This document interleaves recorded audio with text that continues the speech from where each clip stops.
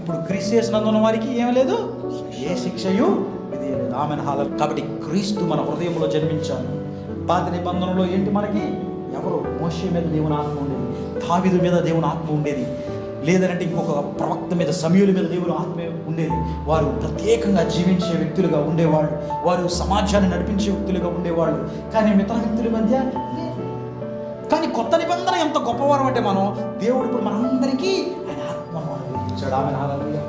ఈ ఆత్మ మనల్ని ఏం చేస్తుంది? ఇప్పుడు పాప మరణం నియమం నుంచి మనల్ని విడిపిస్తుంది. ఆమేన్ హల్లెలూయా. ఈ ఆత్మ మనల్ని ఏం చేస్తుంది? ఈ శరీర క్రియలను చంపివేస్తుంది. That is the treatment.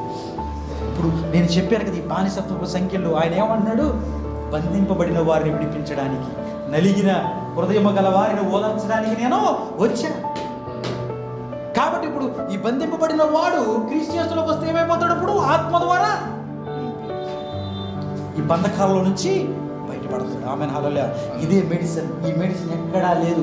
ఇది కేవలం ఆత్మ కలిగిన సంఘంలోనే ఉంది. లేదంటే ఏం చేయాలా? ఇలా ఒక్కబెట్టుకోవాలా, నేను ఇది చేయకూడదు, ఇది చేయకూడదు, అది చేయకూడదు, ఇది చేయకూడదు. నీ వల్ల కానీ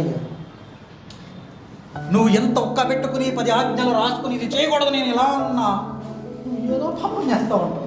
నీ వల్ల కాదు. ఎందుకనంటే మెడిసిన్ గురించి ఇక్కడ రాశారు 8:13 ఏంటంటే ఆత్మచేత శరీర క్రియలను చంపిడి ఎడల జీవించదు. ఆమేన్ హల్లెలూయా.